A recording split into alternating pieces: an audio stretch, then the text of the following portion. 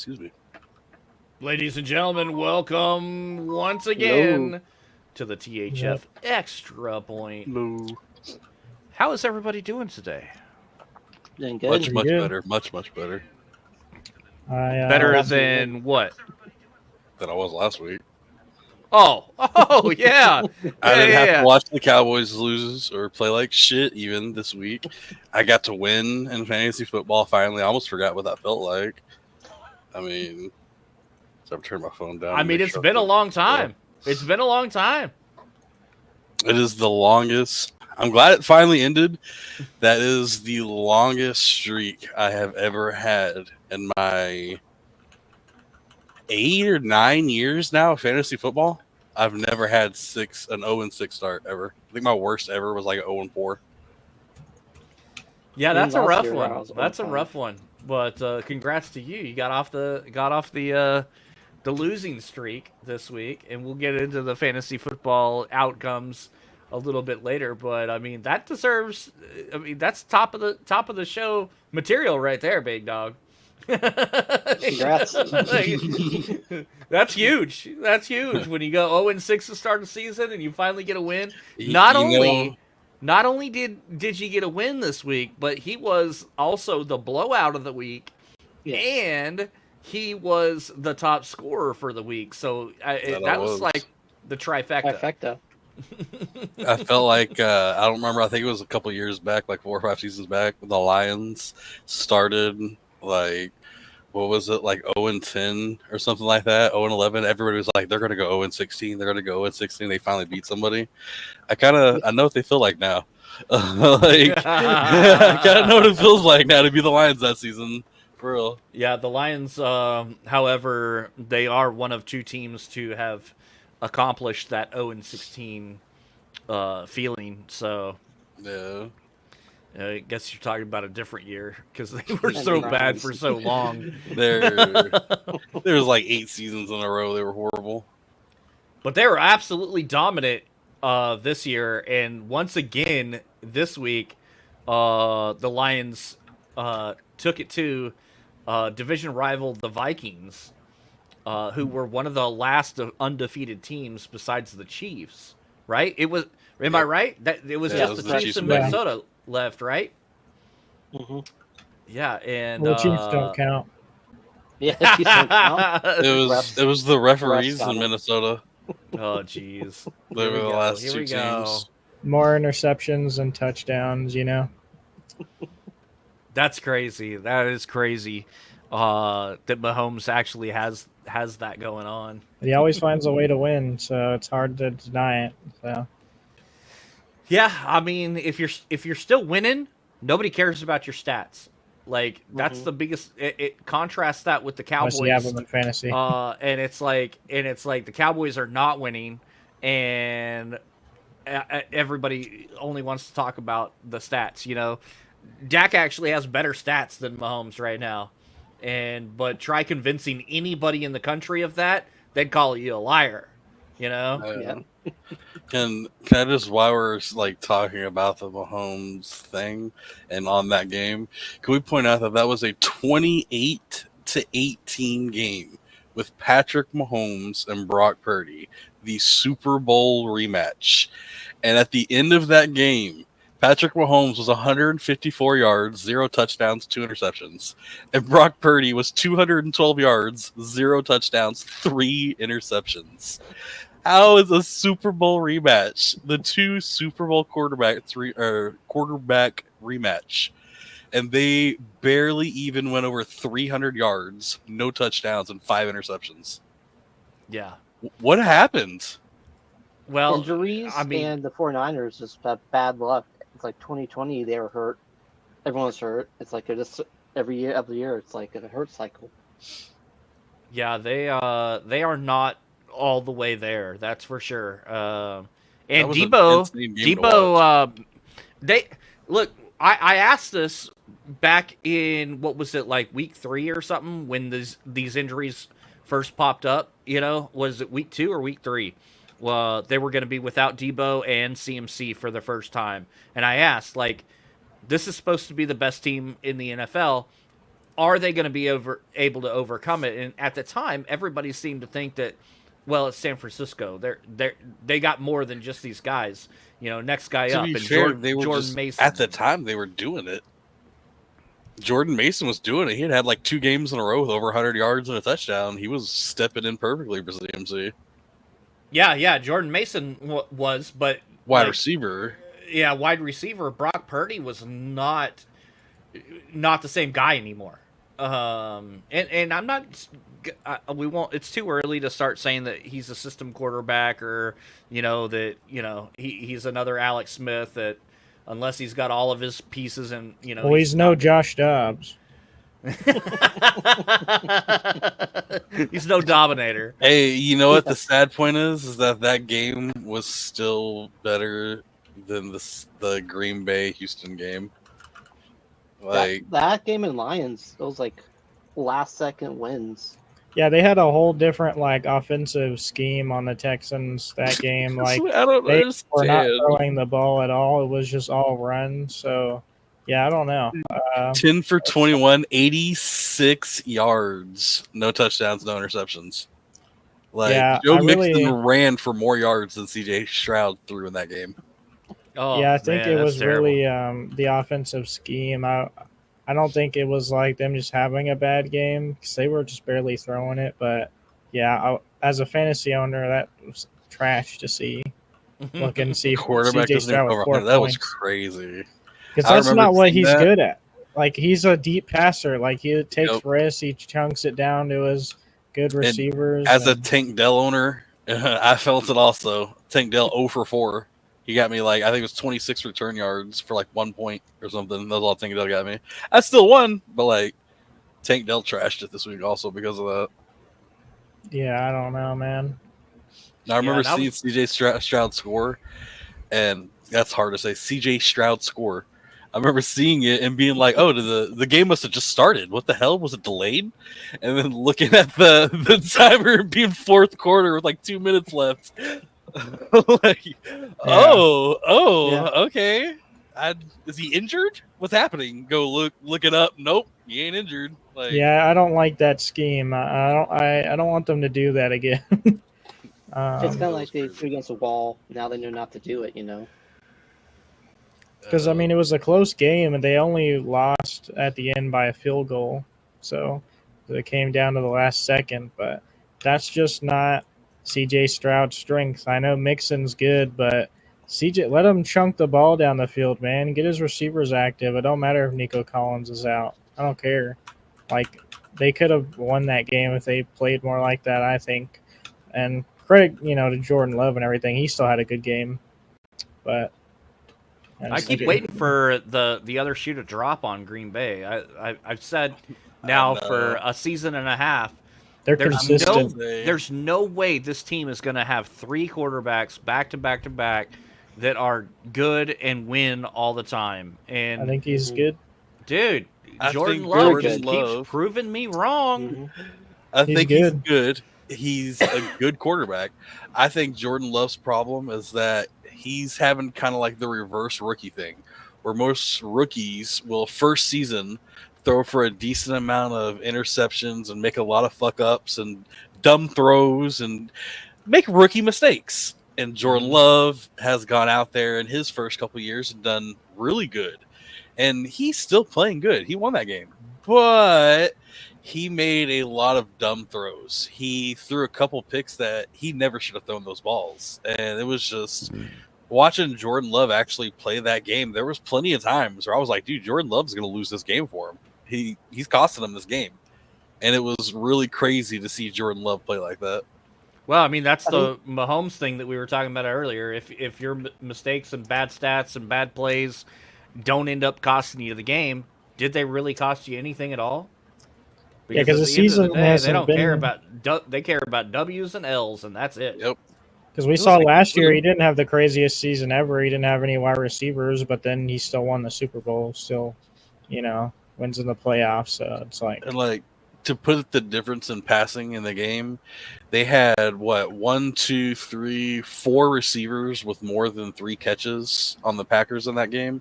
The Texans had Stephon Diggs with 5 catches, Joe Mixon with 2, and then Xavier Hutchinson got 1, Cade Stover got 1, and Dalton Schultz got 1. That was the entire passes in the entire game. Yeah, that's not how you play on the Texans offense. Yeah, I don't know what they were thinking on that game. Insane. Maybe they saw something else than we did as viewers, but that's not how the Texans run their offense. Jordan Love completed 24 passes. CJ Stroud attempted 21. That's Wow. crazy. Like, And the thing with Green Bay is, I think, in a game that they lost. I think like Jordan Love, it's like a combination of good Rodgers and bad Rodgers, but in different forms playing wise. But I think he'll kind of figure out what to do and not to do eventually. It takes time. I think he's doing more good than bad. That's for sure. Yeah. As long as they're winning. If they had lost that game, we'd be having a much different conversation right now about Jordan Love. As a Cowboy fan, I hate to see it because Green Bay's been a thorn in our side for how long, and now we got this new generation of Green Bay that obviously put us down and out of our misery last year, and so it's like, come on, get out of here already, will you? It's like, can you guys just go to the basement where you belong? That game was like the teaser to like this season of the Cowboys. It was like, this is what you're gonna see next year. Yeah, basically. And speaking of the Cowboys, can I just say that I was right? They didn't lose this week. Hey, yeah, good call. I got a clip of that sent to me from Kilikano because I said that I was just playing with him and IB a couple nights ago. I don't remember if we were playing Rocket Racing I think Rocket Racing. Anyway, and I was like, they started razzing me a little bit about the Cowboys, and I was like, look, all right.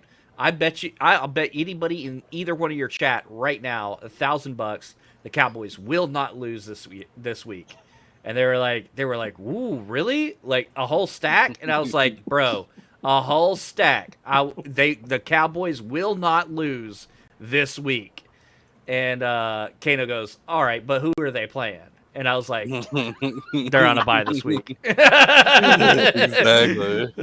Their chats were just going nuts.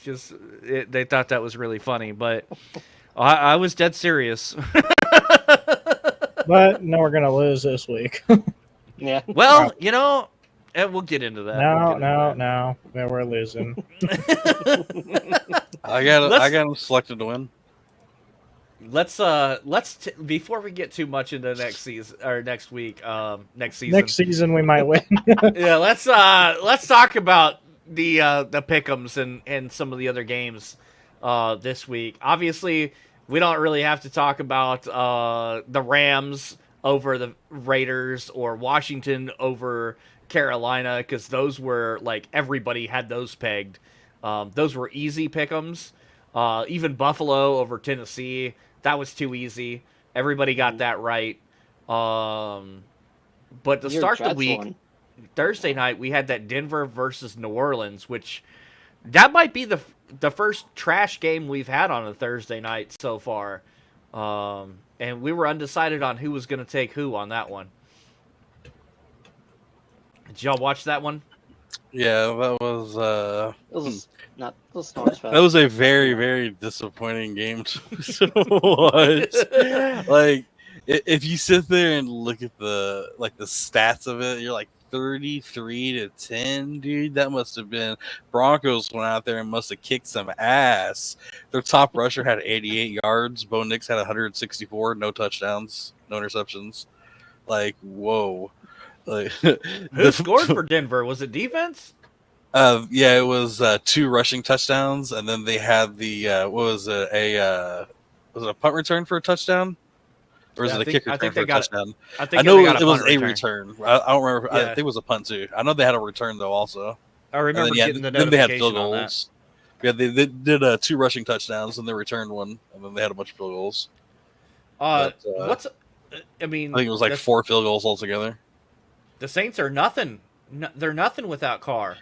And Rattler, oh my god, man! Okay. Just I got because some Team copium though. Mahomes. just because I'm saying I picked Rattler over on the passing yards for our bet this week, and it was like 186.5, and that motherfucker had 172 yards pushing down the field trying to score, like 30 yards away from the end zone, and he goes down. He gets up, he's like, "Oh no, oh my hip, oopsie poopsie, my hip hurts a little bit." He's on the side like pointing at it and stuff like that, talking to random people. But you fucking kidding me, dude? I need like 10 more yards. Just get out there and complete the drive. What are you doing?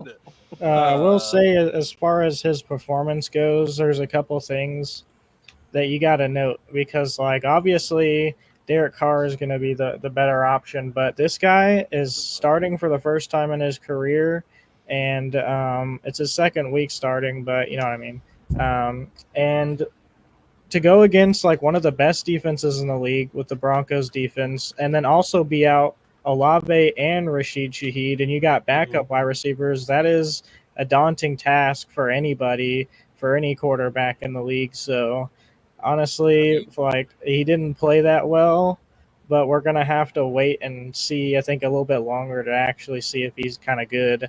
The rushing stats have been, you know, he looks like he runs the ball pretty good, and there's some flashes of like good deep passes, but there's some things where the defense is just like so good that he doesn't know what to do against it, and he makes stupid mistakes. So it's kind of hard to tell because like that the game last week against Tampa, you're like, holy hell, like what, who is this guy? Like, he's keeping up, you know, and that's good enough what he had. So. Yeah, I don't know. He only had 10 incomplete passes, 25 out of 35. Yeah. His problem was that it was all just, he was trying to play like Tom Brady, just not as well. He was Tom Brady was forcing famous for things. the short slant hit for 10 yards, short slant hit for 6 yards, all the way down the field for a touchdown. And I feel like Rattler was just short throw, short throw, short throw, short throw. Like, I missed a good majority of this game. I think I only caught a little bit of the beginning, and that was it. But what was up with Kamara here? He just wasn't getting utilized. I feel like it was the Zach Moss thing, dude. Like I mean, he finished with seven carries for 10 yards. He had the most rushes on their team. Rattler was getting pressured a lot, so for the passing, like anytime he would toss it off to Camaro, it would be either like too far or too short, and he just wasn't connecting with tried the to whole run game. it, dude. Their defense was shutting down Kamara all night. He couldn't do anything on rushes. Well, I tell you, the Saints are in trouble. I mean, until they got to get Carr back because, as Kamara goes, the Saints go. I mean, honestly, nothing against Kamara because, like, watching the game, I felt like it was more along the lines of like, okay, so if you're a defense and you know the quarterback isn't going to throw it farther than 15 yards 90% of the time, then you can play pretty inside. You know, if you let the wide receivers go deep, you don't have to worry much. So when all the defenders, it's like in baseball, if all your people are coming in, you know, then there's not going to be any inside play. And on defense in football, if all of your defenders are playing inside because they know your quarterback's going to be going short, your running back's not going to have much chance to run it because as soon as they see that ball's on the running back, they're all right there. They're not 20 yards down the field and then turning around and trying to come back. They're 5 yards down the field running right at you. And I felt like it was just a lot of Kamara getting stuffed. A healthy Saints team, that would have been a hard game to pick. I picked Denver right out of the back because, I figure they just don't. They're very one-dimensional, and if all you got to do is contain Kamara, and if you can contain Kamara, you can beat the Saints right now, and that's exactly what they did. I didn't consult them on that. That just happens to be what they did.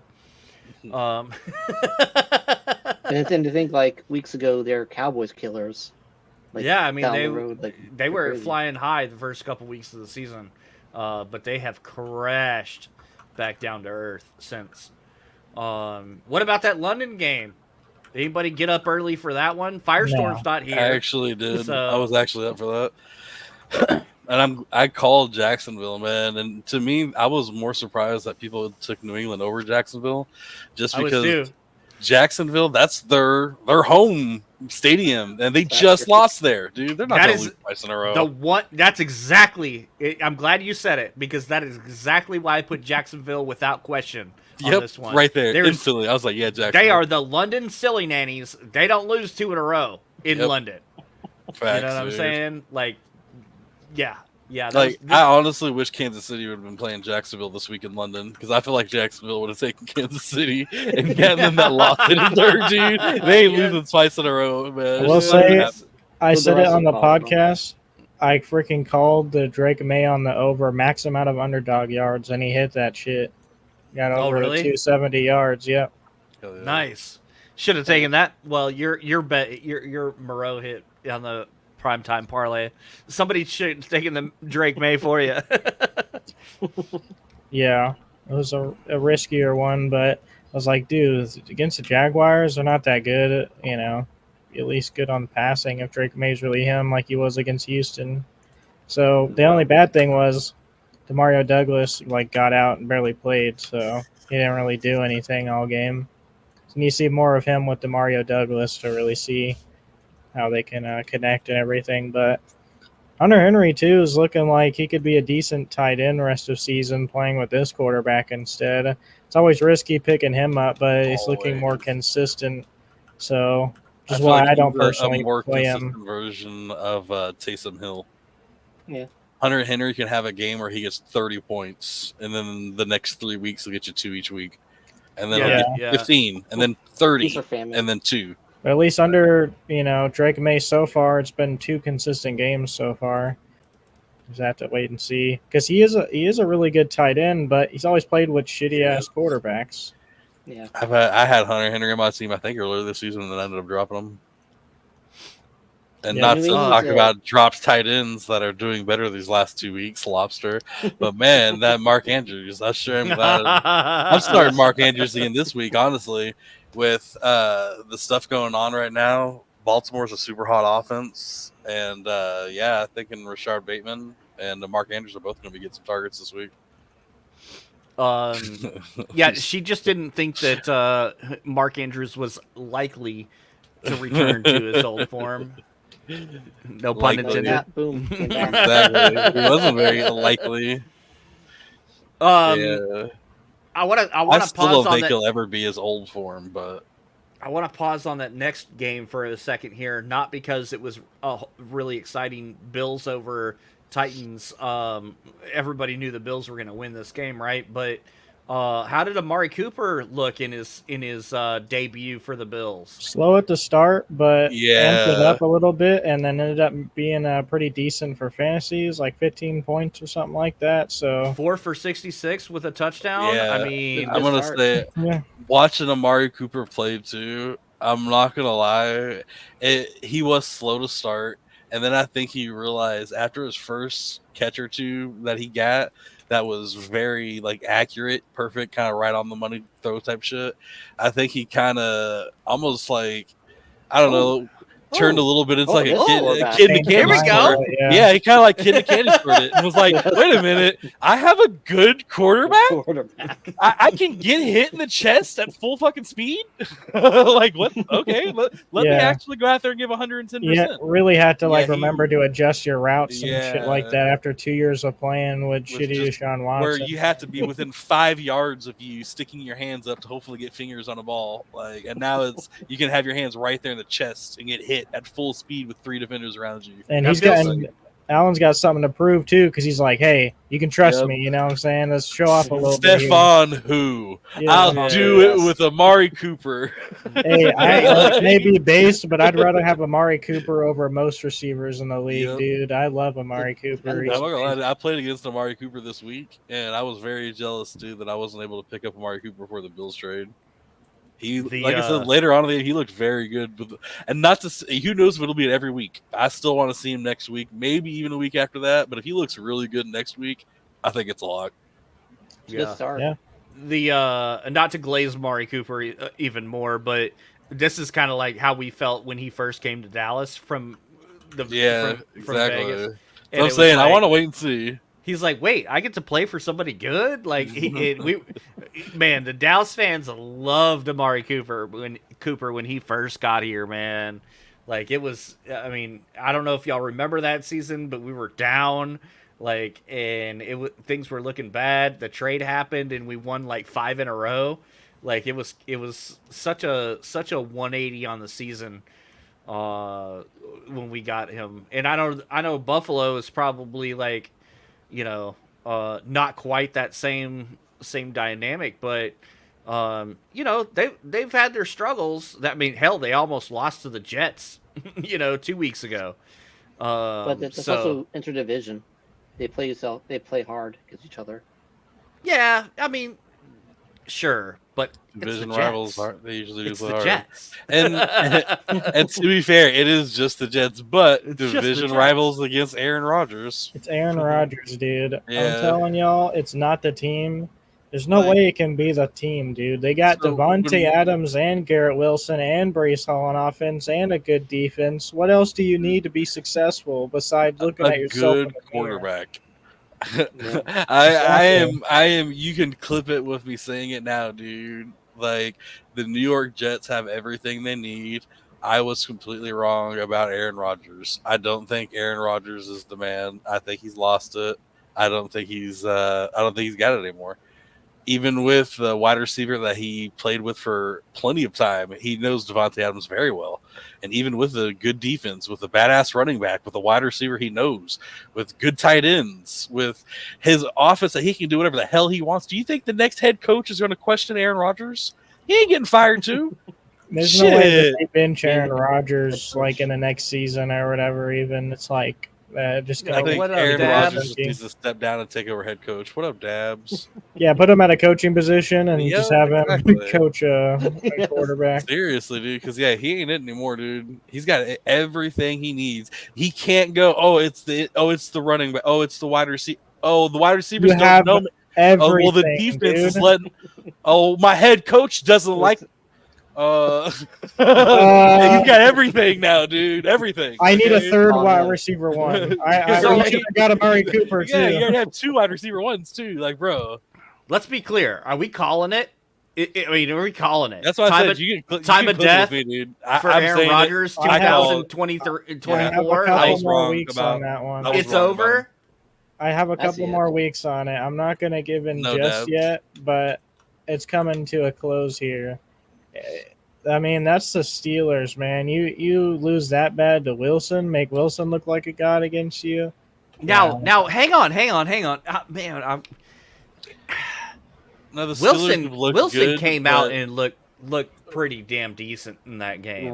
Russell Wilson has never looked good with the Steelers, and the Steelers looked better without him. And then Russell Wilson came out there and said, "Fuck all you guys! How dare you think that I should be a backup quarterback for the Steelers?" Yeah, I was wondering, because obviously you have Wilson before he went to the Broncos, and then you have after, and you're like, was this just a deal with the Broncos where he just kind of was off? Maybe the play calling was off. His chemistry was off. He's still a Super Bowl quarterback. He's still was an elite quarterback. So you're thinking I wonder if he's going to be better with the Steelers. So it's kind of hard to tell against the Jets, but he did look pretty good on that last game. So that's what I was saying. When we were talking about it before, me and you, Wakko, I was like, if I were them, I would still play Wilson just because he is that elite quarterback. You got to see, at least for a couple of weeks, you got to see. Yeah, you got to see if you got something. You got to see if Denver just didn't know how to it wasn't the right situation. I would be switching him out. If Wilson starts the first half and he's ass, I'm putting in Fields for a little, seeing what's going to happen. Maybe we need a rushing quarterback to do something for a little bit. One of the things that Russell Wilson said that I was like, dude, that is a very true statement. That isn't even braggy. But Russell Wilson made the comment. He was like, one of the best things I think I can bring to this team as the starting quarterback is that, yes, I have won a Super Bowl before, but I've also lost a Super Bowl. I know what it means to go to a Super Bowl and lose, and I don't want to feel that again. He's like, and I can bring that feeling to the team as the starting quarterback.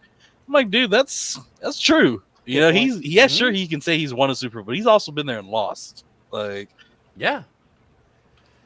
And like they look clean in those unis, dude. Like Wilson and Fields look like they just fit as a quarterback there, especially Fields. He just looks like a Steeler to me. He just fits that vibe. Yeah, Fields looked like he fit in very well there. I mean, looks more motivated. He Wilson ended up finishing just over 50% completion, 264 yards and 2 touchdowns, no interceptions for a rating of 109. Not a bad debut at all. I mean, again, it's the Jets. So and they play the New York Giants next. So like I think Russell Wilson might be a priority on the waiver wire for some people that are desperate for a quarterback right now, because it's about to happen. You know what I'm saying? And they did say they were saying they were going to play Fields. They did not play Fields. They didn't even put him in. He didn't do anything on the last game. I think, honestly, it would be so clean if they were a team that had dual threat quarterbacks playing both of them. If they were in the end zone and they just swapped in Fields for a trick play or something like that, dude, that's going to be I clean. said that about the Philadelphia Eagles back whenever they had when they got Michael Vick as the backup to, was it Jalen Hurts that he was the backup to for a while? Whoever it was, I was like, what they need to do, because they weren't even playing him. I was like, what they need to do. This is way before Hurts.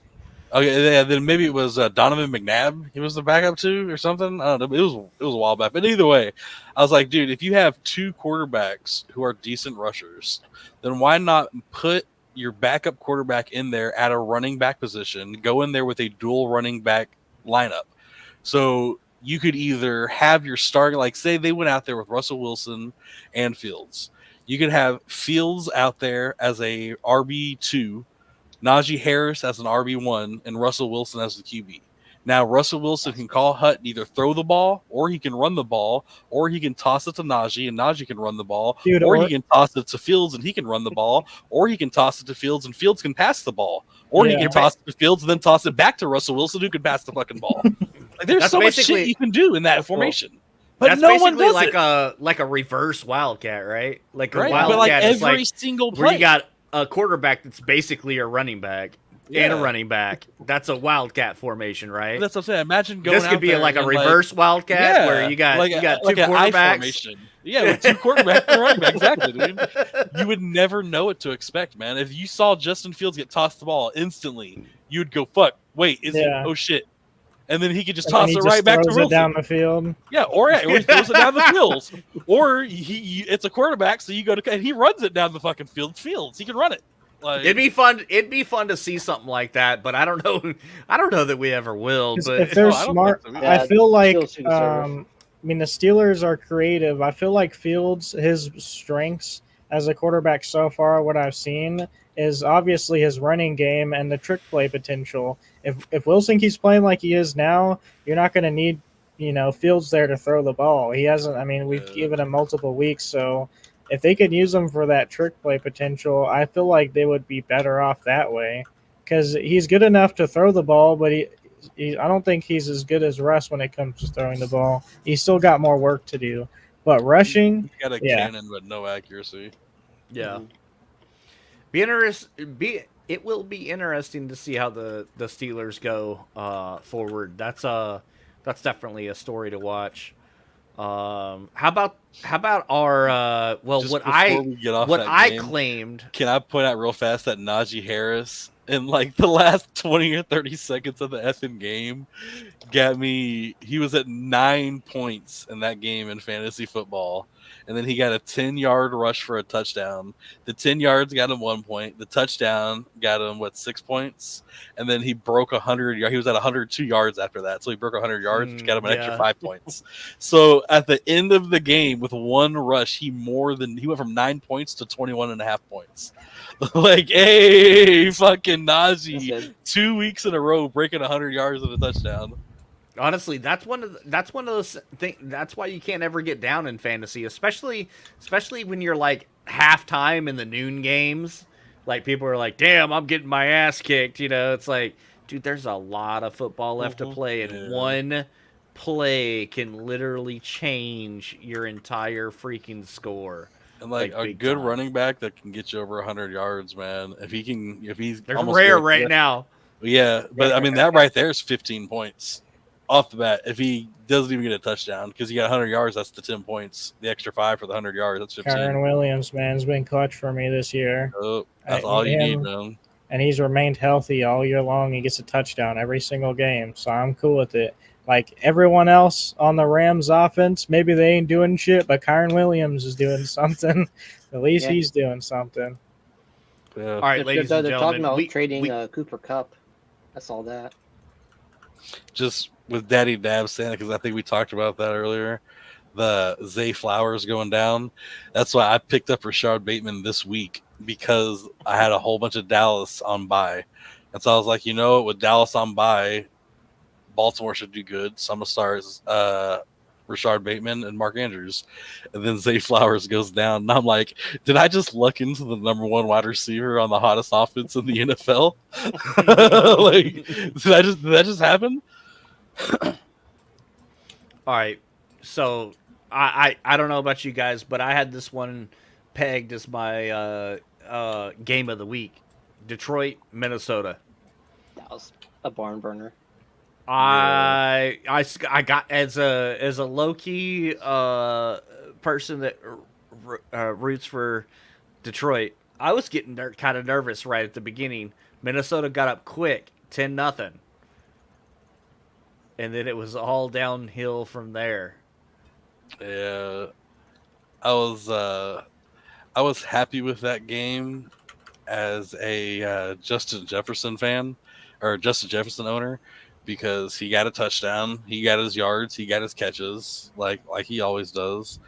Watching Sam Darnold though play, it was another one of those where it was like, I don't know, it was so confusing because he didn't do bad, he didn't, but at the same time, it was like he had 3 or 4 incomplete passes, but he didn't even break 300 yards, 1 touchdown, 1 interception, Bro, it just, I don't know. It was one of those where it was really confusing to watch, because it's like you watch him and you're like, dude, this guy is doing good. What? But it doesn't look like he is. Like, the offense doesn't seem like it's doing that good. Where is this going? What's happening? I don't know. They're putting up points. Jacob has been saying that it's definitely the defense that's winning. Yeah, and continuing the winning in Minnesota, and obviously, Darnold's not flashy. Even against the Lions, defense is still doing work. So I'm fully confident now at this point, because like I was telling you, against our matchup, I was thinking about going ahead and flexing a defense this week, but my bench is full, so I just went ahead and rode with it anyway. It still dropped me 20 points. Well, and that's, I mean, look, you got again, this is another case of a number 1 top 5 wide receiver that, I mean, he's only got 1 100-yard game this season. Dabs, you're not even here. Shut the hell up. Sorry.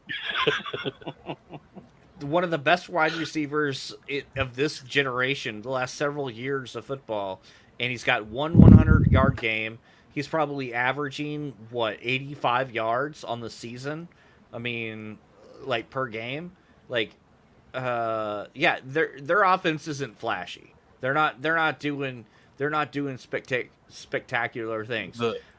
Justin Jefferson owners miss Kirk Cousins more than they miss anything right now. I will say, on that note, I do miss him, but Justin Jefferson this season, his lowest game, he's had a 15 game and a 16 game. Then every other game this season, he's gone over 20. He's gotten a touchdown every single game this season except 1.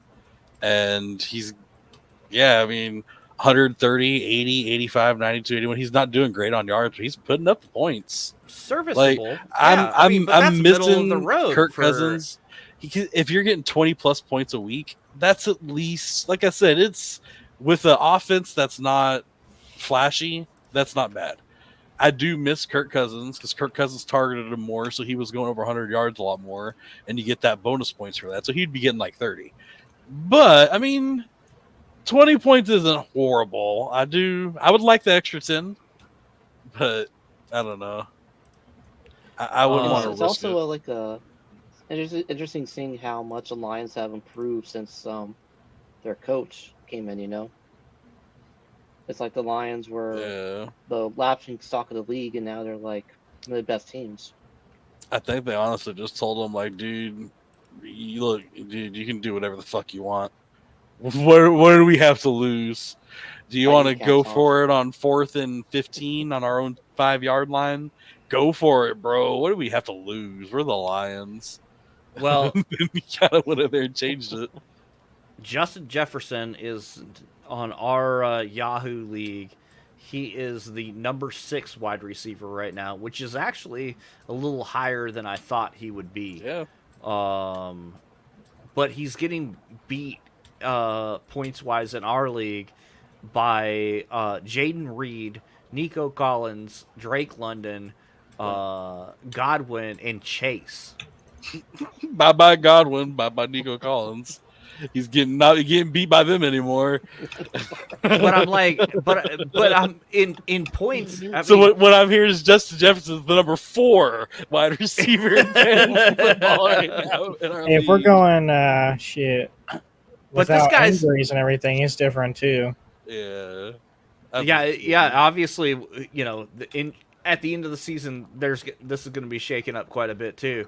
But it's just crazy to me, It's like offenses have kind of sucked this season.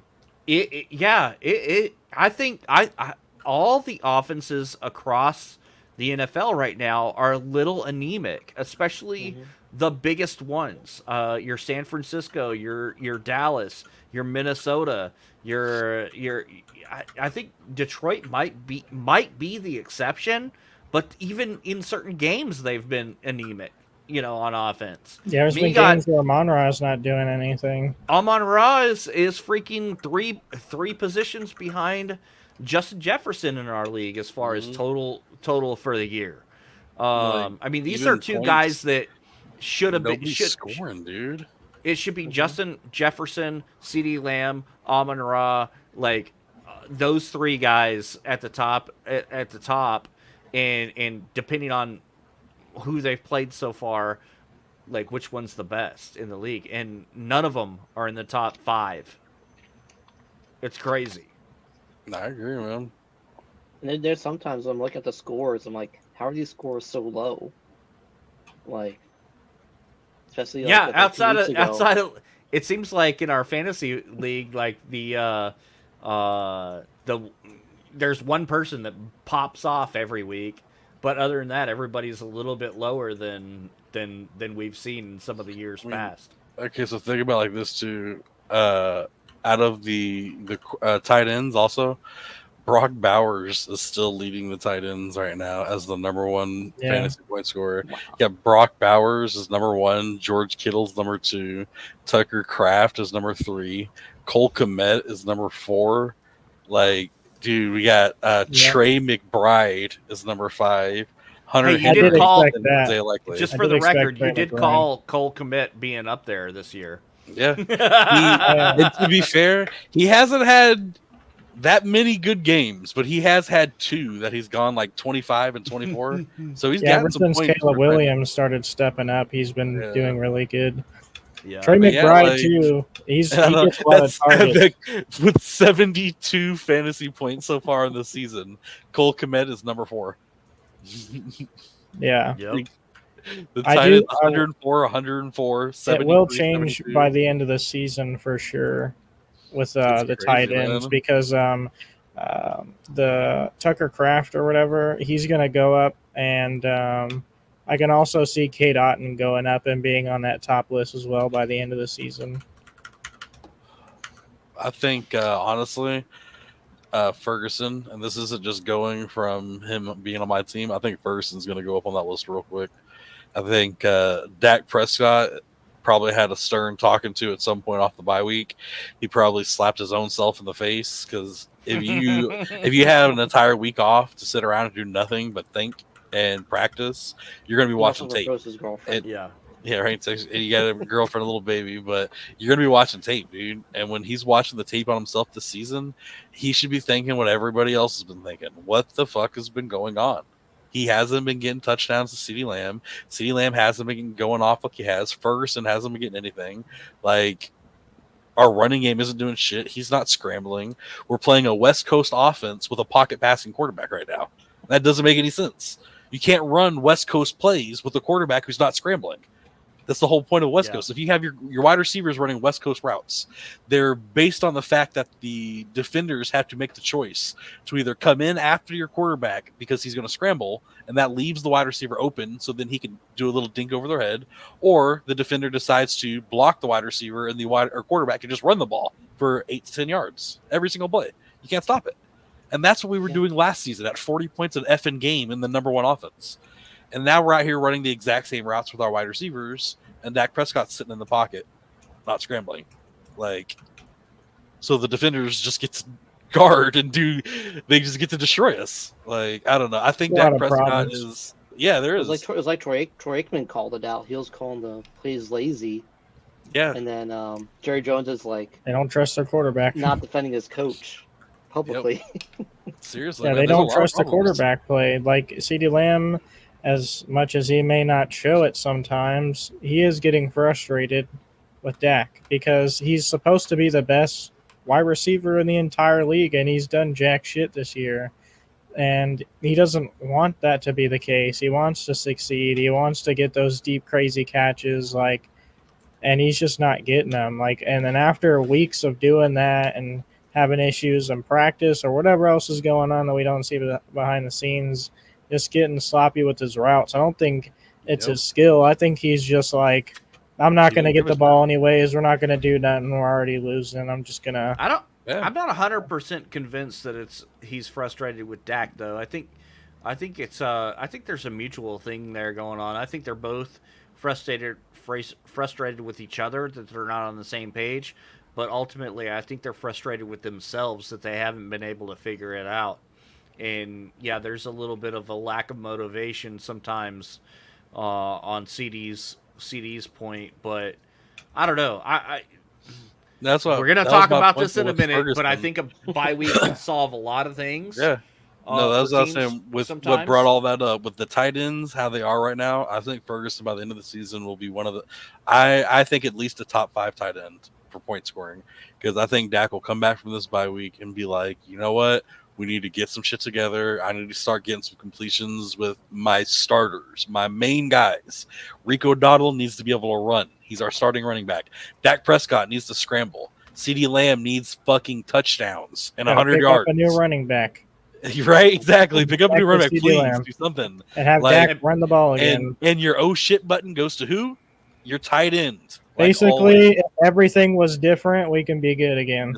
Right? By the way, if anybody in Dallas was expecting to get Kamara at the trade deadline, those dreams are gone. He just signed a 2-year extension in New Orleans. So I thought that was crappy, but if anybody was expecting, even Kamara if he was wide open saying, "Hey, I want to come to Dallas," Jerry Jones has been like, "All right, we're all in. We're all in on our guys. Sir, we're all in here. We're all in on picking up nobody but Ezekiel Elliott to be our backup, who's averaging like 3 yards a game. His worst in his career. He's averaging 3 yards per rush a game. It's his worst in his career. We're all in on disappointing our fans this year. And there's one more game from the week that we definitely need to talk about before we move on that was significant, and that's the Baltimore-Tampa Bay game. And I know there was a lot of emotion. GoFundMe for $5 million, Lobster. We need a GoFundMe so we can raise $5 million and get someone like Derrick Henry at running back. Yeah. Man, I only needed $5 more, and I would have just got him instead of Zeke. Hey, I mean, Arlington did pay for most of that stadium, right? So Jerry Jones needs some help. But Cowboys fans want a win. We will go fund me as Derrick Henry. Okay. So yeah, Baltimore, Tampa Bay. That was if that's not a game that signifies a bid for a third MVP trophy, Yup. I don't know what is. They just ruined Tampa's season, bro. They just I- ruined their whole fucking season on Dude. that game. Baker Mayfield looks so fucking good out there. I feel so bad for him. He threw for 370 yards. He threw 100 yards in the first quarter, bro. Yup. Yeah. Dude, he looked amazing. And Lamar Jackson just walked out there and said, sit on the bench, okay? MVP. Like, dude. 17 completions, 281 yards, 5 touchdowns, no interceptions. 5 touchdowns. Plus, okay, massive. he rushed 9 times for 52 yards, and he had what was like a 10 or 15, or it might have been longer. It was like a 15 or 20 yard rush or something like that, taken back. That was a touchdown, and it was taken back on a holding. And even the announcers were like, I don't know if that was holding, dude. That wasn't really a holding. Not to be fair, Tampa Bay had one of those too, but yeah, I'm just saying Lamar Jackson wise. He could have finished 10 carries for like 60 to 70 yards and a touchdown also on top of his 5 throwing touchdowns. Right. He also had that good block for Henry when he's going down the field and like blocking down the field. I don't know why he's risking injuries doing all that crazy stuff. Lamar Jackson. Because he's the MVP, bro. He's used to being He doesn't want to be an injured his MVP. entire career, Lamar Jackson has been they've all talked about it. His size has been his problem. He likes to rush, but he's always been like a bigger, fatter guy, like not fat, but a bigger guy. And this season he lost like a lot of weight. I don't know the exact number, but like 20 or 30 pounds or something like that. He lost like a lot of weight. And so, yeah, they were talking about how much difference he looks now. So he's used to being a guy that can throw a block and not really feel it. He probably threw that block and afterwards was like, Henry, I ain't doing that again, bro. Sorry. Weight problems. I'm a little thinner now. That hurts a little bit more. Like, I cringe every time I hear the name Henry, but that's another one that had a magnificent game. 169 yards. Jeez. Dude, he had the Derrick Henry, man, he won me some good money on the sports bets, and it was all because I've taken him like 3 or 4 weeks down over on yards. He's got it every time. And I took Derrick Henry over on the touchdown this time. And he had, what was it? You said 169 yards and no touchdowns. In the end of the game, dude, there's like no time left in the game, 30, 40 seconds left in the game. He gets his first catch for 10 yards and a touchdown.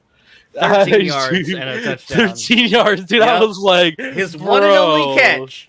Bro, he finally got a touchdown. They weren't even using him the first half of the game. God. They barely used him at all, and then he still got 169 rushing yards. They had Justice Hill in the whole beginning of the freaking game, dude. Dude, that was so weird. Yeah. Justin Hill was in the game quite a bit, or Justice Hill.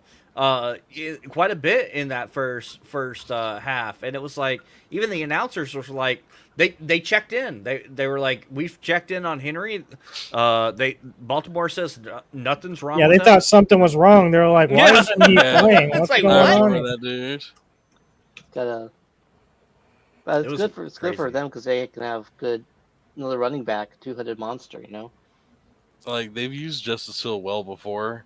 But they already have a 2-headed monster with Lamar Jackson and Derrick Henry. Yeah, exactly. Lamar Jackson was already their running game. Like, you do realize Lamar Jackson's one of the best rushers in the NFL right now, right? Derrick Henry, I think, might be the first rusher that Baltimore has had that's out-rushing him. Oh, 100%. 100%, dude. Like, you'd have to go pretty far back, if memory serves right, to find a rusher that outrushed Lamar Jackson, like, consistently. So let's see real fast. And actually, Derrick Henry's leading the NFL right now in rushing yards with 873. Of course he is. Next Thanks, highest Jerry. is Mason with 667. He's got 210 yards more than number 2 and 8 touchdowns, dude. 8 touchdowns. How many Lamar Jackson is at 455 yards. He is out of everybody, 1, 2, 3, 4, 5, 6, 7, 8, 9, 10. He's the 11th rusher in the NFL, Lamar Jackson. 1,800 passing yards, 15 and 2 touchdown to interception ratio, and he's still the number 11 rusher in the NFL. And he is definitely the leader in MVP consideration right now. He's also the only quarterback that's up there. Before the next one is Jaden Daniels at 21. So he's the only quarterback that's even in the top 20 for rushing yards right now. God, that doesn't surprise. Yeah. That's crazy. That doesn't surprise.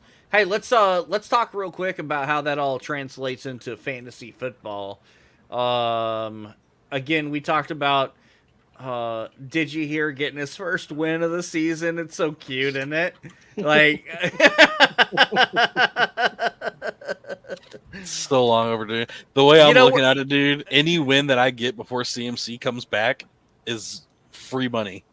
Gravy on top. Yep, free money. Look, we have to give you shit though, because your very first year in the league, you won. Your like profile pic is you kissing the trophy. Your stream logo has the trophy. Like it's like, yeah, my profile picture on Twitch is a remade picture of me that was kissing the trophy, where the trophy was taken out and then smoke is just blown out of my mouth instead. Yeah, and it's still the trophy's behind you. Yeah. The trophy, not many people notice that. The top right leaf of my profile picture is actually the fantasy football trophy that's just dyed green. Yeah. So this is, yeah, there we go. That's the sentiment of the league, right? I love seeing Navy fail. Yeah, I'm sure you do, Dabs. My fantasy football rival. You're so lobster coming in. So funny, Lobster. Where's my button for the rim shot? Yeah, that damn daggers are thrown. That's harsh. It was 100% also. It was Lamar Jackson. And like my kicker went off. Even my kicker, I think, got me like over 20 points. He scored. It was 5 field goals. 2 of them over 50 yards. He was the only offense for Las Vegas whatsoever. Or Los Angeles. It was Los Angeles Chargers. Yeah, it was. They lost 15-17, and he scored 15 points on field goals. He was their entire offense. He scored more fantasy points than the team scored. Oh well, no, he got me 21 points. But he actually scored 15 points in the game, is what I meant. Like he still scored more fantasy points than the team. He got 6 more points than the team. He got 21 fantasy points. But it was Lamar Jackson got me 35 points. And Mark Andrews got me 20 points. And then Rashad Bateman got me 30 points. So just between the 3 of them right there, dude, that was like rocking almost 70, 80 points between 3 people. So yeah. Don't forget Roquan Smith also got me 16 points. So between my 4 Ravens players, I got almost 100 points. Like, dude, Ravens showed up for me this week, finally. Then I don't ever pray for anyone to get injured, but thank you, Zay Flowers, because Rashad Bateman had a little bit of a time stepping up after that happens. I took my second loss of the season. Janu stepped in and beat my ass quite mightily. I'm actually 3rd this year. Like I'm doing like real good this year compared to last. Yeah, I went against Wakko in 2 leagues and beat him in both leagues. Yeah, I was 0 for 3 this week in my 3 leagues. So, but GG's this week. Yeah, GG's indeed. I'm coming for the division leader this week, Qswin. So better win your matchup. I'm not trying to be 6th place right now. It's 2nd versus 3rd. I feel like you're going to be losing this week anyway, so it's not really going to matter. Yeah, we'll see about that. It's gonna be. I got brown neighbors, which is, by the way, is his name, guys. I'm not being racist. I got brown neighbors. I do have. Like, they'll be 4-4. I do next have week. brown neighbors. He has brown and neighbors. He does. He's got a player named AJ Brown, and he's got a player named Malik Neighbors. So yeah, I got brown neighbors. Just like our lowest scoring person. If you wanted to go ahead and introduce that dude's name, there's a great reason for that. Oh, Pitts is trash. Yeah, he got to change his name. Yeah, Pitts is trash is renaming himself to what was it, likely fucking my cousins. Since you guys say likely your cousins. Yeah. Likely fucking my cousins. Yeah, so in our league, if you the whoever has the top points of the week gets to rename the team that has the bottom points of the week. So that's why our team names are constantly changing. And never PC. Yeah. Which, by the way, Q was renamed Can We Redo Keepers after week 1. Yeah, and that was a kept true it name throughout the season. Yeah. I'm like, third place, I'll keep it. Good it's luck, a true name. I want to redo Keepers, so I'm going to keep that to Can We Redo Keepers. I second that. Can we redo Keepers? I don't want to keep Keenan Allen or the Dallas Defense. Yeah. I give them back, please. Those are tough ones. Let's see. Let's jump off fantasy here for a second, and what else we got next? Oh, that all leads into the injury report. We need to know what to look out for this week based on the events of last week. Q, you got an injury report for us? I do. I broke it into contenders and pretenders. So for your contenders, you have Jalen Daniels, who's week 8 questionable. You have Ayuk, who's out for the year, torn ACL, MCL. What happened to Jalen Daniels? Is he like what's his injury? Why is he questionable for Turns out it's not serious, so that's good for them. But he still is questionable. I think it was a rib or something like that. They were worried about a fractured rib, but it ended up not being fractured. Gotcha. And then, of course, they have Deebo Samuel right now as pneumonia. So, still this week, no timetable for return. Now, he did get out of the hospital. I got that alert probably, I don't know, about an hour or two before the show. He's been released from the hospital, so he's still day-to-day, but good for him. And then you have DK Metcalf, the shirtless wonder, or half shirtless wonder, the wide receiver for Seattle, who's doubtful. He's got a sprained MCL. You got Juju Smith-Schuster, if I can pronounce his name right. Newest Kansas City wide receiver, who's out multiple weeks from now, hamstring strain. A lot of that's going on. Mike Evans, right now he is out multiple weeks, the right hamstring strain. That one's going to be a big one to watch. They confirmed, by the way, that he is going to be out until at least after the bye week, which is like 4 weeks from now. So they said, did they really? The head coach confirmed he will not be coming back before their bye week. That's a big one because that is actually one thing that we didn't talk about when we were talking about the Baltimore and Tampa Bay game is his injuries. Q's going to get to the next one in a minute. Damn, that game probably ruined their season. Let me look to make sure, but yeah, he's got 1, 2, 3. Yeah, their bye week is in 4 weeks, so he'll miss at least week 8, 9, and 10, and then bye week for week 11. So his best chance is coming back at week 12 for Mike Evans. Yeah. Then of course got Godwin, who's out for the year, the left ankle fractured dislocation, which hurts. Like that sounds like it hurts real bad. They got Flowers, of course, who is the right. That's hilarious. I'm sorry, Lobster. That is the Taylor Luck. Deebo, Metcalf, and Godwin.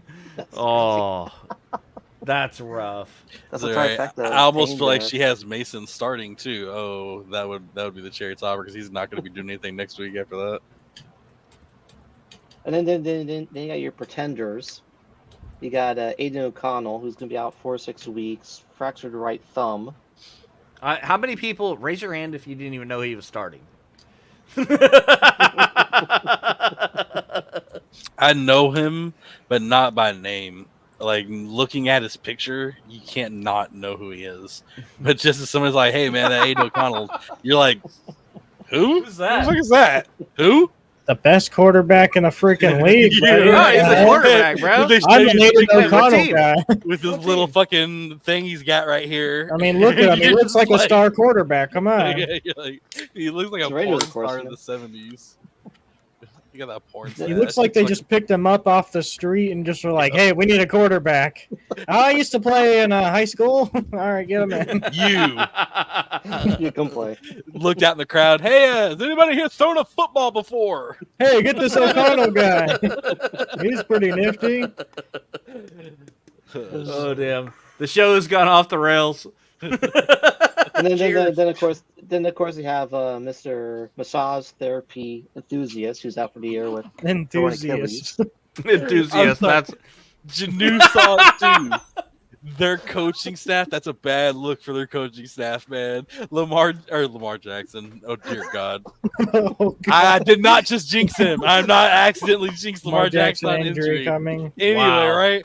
Watson was on that fucking ground, dude, and you can see one of the coaches in the background smiling his ass off.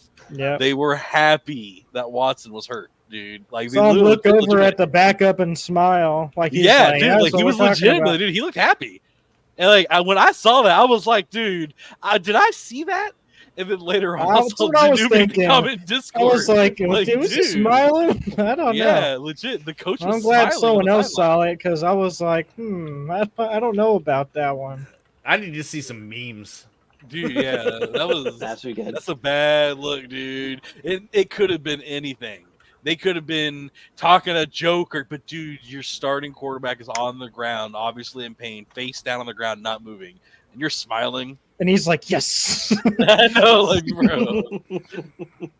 Sweet. Danny, I think a lot of people felt that way, bro. That's what the head coach or the Yes. coaching staff was probably thinking when he was smiling on the sideline. No more Watson. Bro, I And that GIF I posted in the Discord, I think that was probably honestly Watson.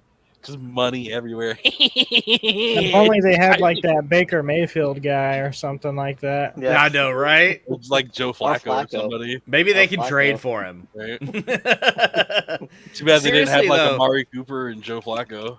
I mean, obviously, we know we have people in the Discord that abandoned Cleveland and were, because of the Deshaun Watson signing.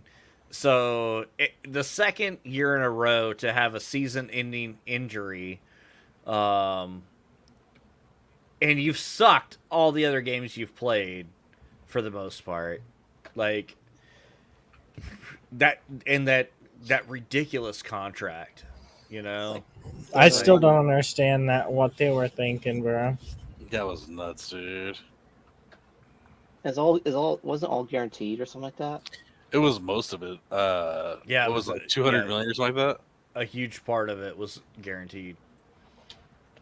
It was. They're on a huge hook for him. How much? Then the last three you have in your AFC East, of course, you got Tyler Huntley, who is out, who's week to week right now, right shoulder injury. For the Dolphins, they got Tyler Boyd or something, or someone playing for quarterback from now. I forgot who it is. Then you have double decker with the wide receivers for Jalen Polk and Douglas. They're week to week, so. So just because I looked at it was Deshaun Watson's contract with the Cleveland Browns. It was a 5-year, $230 million contract with a $44 million signing bonus. Actually, $44.9 million. So $45 million signing bonus. And the whole contract is guaranteed. He can miss every single game for all 5 years and make the entire contract. Oh, $230 million money. for 5 years, all guaranteed. That's why everybody was like, bro, he could literally just retire right now and he's going to make $230 million. He never has to give a shit about football again. And he's making $230 million. So that's kind of what a lot of people are probably thinking, because that's kind of how he plays. Cleveland, what are you thinking, bro? It's just no matter how skilled someone is, when you do something like that, like how can you sit there and draft him or pick him and trade him? The $230 million contract isn't crazy, but it's the guaranteed. It's just the entire contract guaranteed. He should have never got traded to a team, picked up by a team ever. Should have been a backup or not in the league for the rest of his career. Now, to be fair, as far as his skill level and that, the off the field stuff is what it is. He was a damn good quarterback for several years for Houston.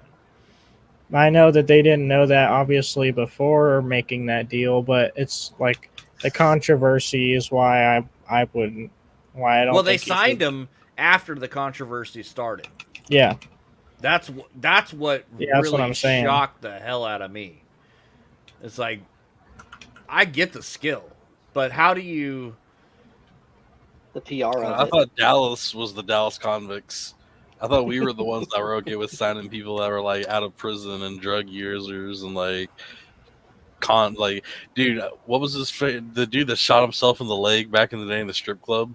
I really assumed the Cowboys were going to end up picking him up because he played for the Giants at the time. Burris? Because when Watson was playing for the Texans, he was elite. He was crazy good. Yeah, dude, I had assumed after he got in trouble for the gun charges for shooting his own self in the leg in the strip club, the Cowboys were drooling out the mouth to pick him up. But we never did. Plaxico Burris? Plaxico. But anyway, sorry, the rest of the injury reports. Cheddar Bob. So, from what I read, Tua is supposed to come back next week. And if it's not next week, it's going to be the week after. But they have him scheduled to train tomorrow. He needs to wear tape around his fingers so that the next time he gets a concussion, he doesn't throw up gang signs. Dude, I've seen... My fingers are straight. See, it's not that bad. Damn it. Dude, I just cannot believe this. It's just insane to me that he's already coming back again, dude. As soon as he hit his 40s, oh my God, is he even going to be able to speak or walk? The defender's going to hit him, dude. And then instantly, you looking at him like, oh shit, is he okay? Oh, that's a bad beat, Danny Zips. Drafted a Kane. I tried to buy low. I tried to buy low on a chain, but the guy that had him was a big Dolphins fan. And I want to give him up, so not going to happen. Cup holder, man, kept Hill and didn't he? And yeah, dude, last season he had Cup and Hill, and he was looking great and won. And now this year Hill is not looking good. And yeah, HA is. Yeah, pretty much everyone in round. All the round one picks didn't do shit this year, besides AJ Brown when he's been healthy has. Lamar Jackson. Garrett Wilson didn't do anything. CeeDee Lamb hasn't done anything. Tyreek hasn't done anything. It's really just Jamar Chase, and even Bijan's been decent. Jamar Chase is packaged that all into the last few weeks. Exactly. Yeah. Exactly. The first few weeks he didn't do shit either. Yep. So, and then Puka injured. That was a round one pick and a round one pick. So it's man, round one's been rough. And with how bad it already has been with the NFL, with how bad the offenses have been so far in the NFL, it's kind of crazy that I don't know that there's so many round one picks from last season that are just doing horrible. Mm-hmm. With how bad offenses are doing, you would assume that the top players would be the only ones at least getting points. You'd assume in Miami, if they're going to be doing bad, they would at least get Hill some yards and a touchdown. If in Dallas we were going to be doing bad, CeeDee Lamb would at least get his touchdown and his 100 yards. Dude, imagine Joe Flacco is on the Dolphins. What's been going on with that shit? Exactly, dude. They need somebody there needs to be some better quarterbacks out there. And like I said, Dak Prescott's doing, I'm not sitting on any actual quarterback. I'm just saying the offenses overall in the NFL this season. Well, because Tua, I feel like it's not even a skill thing. obviously the quarterbacks, both the quarterbacks they had playing didn't have much playing time in general as it is, so that's already really bad. But you have to be able to adapt to the Dolphins' play scheme. They're very aggressive. Like their wide receivers, everyone on their team is extremely fast. It's a fast-paced movement. Like Tua understands the deal there. Like he gets it 100%. So it's hard for anyone to just slot into that role, especially given two quarterbacks that have barely played in the NFL at all. So it's hard. It's a tough role. It's pretty crazy. I really, what's funny? I forgot about Tyreek Hill. I haven't heard his name. That might be. This is. I bet you anything right now. This is the first podcast we've even said his name. Yeah, because he's Honestly, as probably. good as he is. You have to have a good quarterback to throw to you, man. If not, you're just. That's why you got to give credit to Danny Dimes, dude, with the freaking shit with Malik Neighbors. I was saying this year, I'm not saying he's a god. I'm not saying he's even a top 10 quarterback. But look at what he's been able to do even when Neighbors was out, dude. He makes stupid freaking mistakes. He throws into triple coverage down the field instead of just throwing it out of bounds. But, man, just looking at the Dolphins, imagine they had Danny Dimes. It'd be better. It'd be a lot better. It'd be better. Yeah. There's levels to this shit, but there's levels to this shit. God, I can't believe I'm going to do this. Yeah. Well, yeah, Tua should 100% know to not do that. Like, I think maybe he has some brain damage, so he kind of forgets to slide. Maybe he got concussed before he slid. Maybe he just got concussed from his head, from his helmet bobbling on his head. And how many times do I have to say it, dude? Every other NFL, dude, you literally will see in the preseasons, the NFL teams that the Chicago Bears are playing, the quarterbacks and other players will come up to them and be like, "Hey, dude, I've been watching you on TV, man. You're looking good." Shit like that. Because everybody's watching Hard Knocks. Yeah. Everybody watches it. And what is the first effing thing that they taught that quarterback, Caleb Williams? Dude, slide head or not head first, slide with your head in the back. Especially you, Tua. Right? Slide feet first. The fucking water slide, dude. He's even in games, dude. He's even putting his leg up like he was doing in the freaking preseason, man, when they were doing the practices. Bro tried to throw a Patrick Mahomes and just like hit a lineman right there or a defensive player right in the end zone, just truck a motherfucker. Tua does that and he's done for the season. You had how many concussions now? And he's head first diving into people. For no reason, dude, he can't down. And it wasn't even a hard hit either. It was pretty light. It wasn't even a situation where he needed to dive head first. He could have just slid down, and he already had the first. It was third and like 5 or third and 4 or some shit. He got like a 6-7 yard rush. He was good. Yeah, and they asked him, he fucking head first into him. They asked him about wearing a guard on his helmet, and he said, "No, I'm not going to do it." He's like, personal reasons, I'm just not going to wear one. He doesn't want to look. But he'll be back. He might be back this week, and Miami goes against Arizona. Arizona last week kind of shaky. If Tua came back, who are you picking on this game? Dolphins. Nah, I don't know. I'm probably going to take the Cardinals still because I feel like Tua is just gonna get concussed again in the game. I was gonna say, dude, I don't feel like Tua's gonna play the entire game. He's gonna get like sacked, and then it's just gonna be, and Tua's concussed again. Okay, they take him out. Then he's like, Tua's coming in next week, guys. Yeah, Tua's gonna be back. He's all good after the Cardinals game, and he's gonna be right back at it. No, it wasn't a concussion. Just listen to our doctor over here. He'll tell you the honest truth. The doctor's like with a piece of paper. Tua does not have a concussion.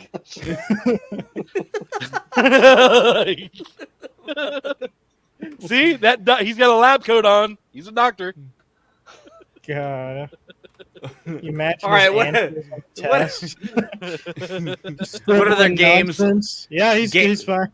What other games on this week's list stands out to you guys? Philly and Cincinnati. That one. Yeah, you go ahead and go. Yeah, Because Philly's been like iffy, and Cincinnati's been getting hot, but they've been having bad luck. So maybe they can right the train on that part. I think that's definitely a clash of two teams that everybody's like just very not sure about. Like that's going to be a very hard one to pick this week. If Jaden Daniels plays, I say that it's the Chicago and Washington game. Two rookie quarterbacks going against each other. Caleb Williams has been picking it up. Jaden Daniels has been playing really good. That one could be a good face-off there. Besides that, I really think the Minnesota and Rams game is going to be good on Thursday because, they're going to get Cooper Kupp back. And, it's interesting with Minnesota how they've been playing. So, I feel like it could have the potential to be a higher scoring game because we have seen the Rams do good against, the 49ers. We saw them do good against the Lions. They have the potential to put up points. Compared to the other games on the list, there's kind of a lot of boring games. I'm not gonna lie. Hang on, let me pause you real quick. Minnesota and Rams. That one's interesting for another reason off the field. Have you heard the reports that Minnesota is actually trying to trade for Stafford? Yeah. Who knows if it's true or not, but if it is, it's very, very smart of them. That's kind of crazy that like that report's coming out right now that Minnesota is targeting after one Stafford. loss. They're like, "Yep, he's not him." Sam Darnold, I'm good on that one. Could you imagine Matthew Stafford though on Minnesota? That'd be good. No offense to Sam Darnold, but if I had to pick between Sam Darnold, and Matthew another Stafford, quarterback switch. Sam Darnold's sitting on the fucking bench. Sorry, Sam bro. Darnold goes to the Rams now. Like. Sam Darnold goes to the Cowboys. It is crazy. I'll take it. I'll take it, dude. If I had to pick Dak Prescott or Sam Darnold, Dak Prescott's sitting on the fucking. Give me that shit, dude. That is playing. Puff, puff, pass, bro. Does that mean that Seven's fair backup quarterback could start? We'll take Sam Darnold and Justin Jefferson for Dak Prescott. You guys got it. There you go. Super rush. All right, what was the other I was gonna say the game I'm actually looking forward to this week. I'm still not 100%. I think I'm gonna do it though. I really think I'm gonna do it because I told you I sent my pick'ems. You're not gonna do it. I'm gonna do it. I'm gonna do it. The Kansas City versus Las Vegas game, dude. You are not gonna do it, bro. Kansas City is set to lose, dude. They can't keep winning. Las Vegas is just shitty enough that they are that team that will. You're not gonna do it. Everybody's gonna go, holy crap, dude! They won. What just happened, dude? What? Kansas City lost? Like, guys, if you're not in the Discord, get in the Discord, and when I publish the pick'ems after he makes his final picks, you'll see he picked Kansas City. He's not picking the Raiders to beat the Chiefs. I think he's gonna do it. I'm gonna pick him, dude. So the Kansas City Las Vegas guy, I think that's gonna be a game to fucking watch, dude. I think Mahomes is gonna go out there and have himself a bad game. That's what happened, wasn't it last year, or was it the year before that, where the Raiders beat the Chiefs? Yeah, they went out there and stomped some ass, dude, and they they put a note on it that the Chiefs weren't set. And then the Chiefs went out there and started sucking ass for a lot of the season. Still made it into the playoffs, but they kind of they set that tone. The Chiefs are lucky they don't have Aiden O'Connell. That's all I gotta say. They're lucky. They're lucky his thumb's injured. He has a little boo-boo on his thumb, or else. Yeah, I think it's gonna happen, dude. And the only other game, dude, that I'm gonna call that, and this isn't even me just drinking the Kool-Aid, even though I'd have officially, like I said, when the season putting a lot of sugar in your Kool-Aid, bro. Yeah. He's already pre-sugaring that Kool-Aid. Dude, I have officially drunken the Kool-Aid once the season starts, and I put a lot of sugar in my Kool-Aid. But I'm definitely picking the Cowboys to win over San Francisco also, because I feel like with Ayuk being down and the Cowboys coming off of a bye week, I honestly think the Cowboys offense is finally going to step it back up a notch, even if it's only for a game, even if it's only a glimmer of what last season was. I think we're going to put up about 28 to 30 points at least in this game. I think our offense will show up. And I'm not going to promise that our defense will show up, but I don't think that the San Francisco offense is going to be as hot as the Dallas Cowboys. I think it's going to be a shootout, and we're going to be the hotter offense. See, I don't Can really I think just say? that's Can gonna I just happen. say that I would easily pick Dallas to win over Kansas City to lose any day. Like, yeah, for sure. For It's sure. a scolding pick, dude. They call it a scolding pick for a reason. Yeah. Not even a hot pick. It's a scolding pick. Honestly, with how Ayuk's been playing, I feel like it's probably better that Ayuk isn't playing this game for them. I feel like what they had going before that, without Ayuk and shit, without Debo, I don't know. They might perform a little bit better. Ayuk, I don't know what's been going on with him, but he's just been straight up dropping passes. Like, I don't think he's a trash ball receiver. I think he has the potential to be at least top 15, but he has not looked good this season. So, and then he just gets injured and is out for the rest of the season. It's sad to see, but Yeah, I love how you always word it. He just gets injured. Like it was his choice. What a loser, dude. Because he's complaining, doing all that shit, and he just gets injured. Just goes out there and like wants this big deal, wants to get traded, doesn't leave, and doesn't do shit, and he's just out. Like, bro, come on. Just sitting on his money. Yeah. Ow, that hurts. Ow, I gotta get out. Sorry, guys. He was fucking Rattler at the end of that last game. Oh, dude, look, I'm pointing at it. It's gotta hurt. Dude. Rattler wasn't even in the effing tent. What a bitch. I like to mean this as Rattler is a Timu Mahomes. Dude. Yeah, the T-Boom Mahomes. Yeah, I could not unsee that. That's all I can see now, dude. He looks like the off-brand Mahomes. He's Patrick Mahomes in a movie about Kelsey and Taylor Swift. Yeah, like the I said, dude, a movie about Patrick Mahomes where Patrick Mahomes plays himself, right? But then he has to have a stunt double. That would be Patrick Mahomes' stunt double right there. He looks so much like him, man. You guys thinking anything crazy about the Monday night game, the Giants in Pittsburgh? You think the Wilson stays relevant, stays hot? Yeah, I think he does. I think it's the Giants. Another hot take. My points for it wasn't super high on that. I don't think it's going to be that much of a point scoring game.